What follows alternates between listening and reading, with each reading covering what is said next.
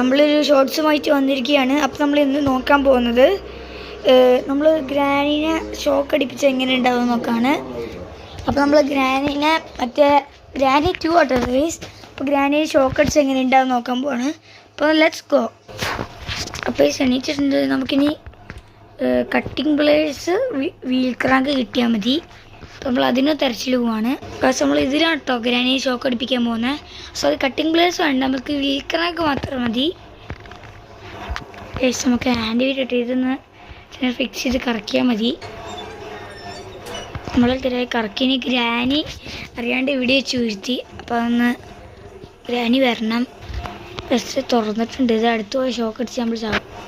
Okay, നമുക്ക് നോക്കാനുള്ള സമയമായിട്ടുണ്ട്. ഇട്ട സ്ഥലം മാറിപ്പോയി കേസ്.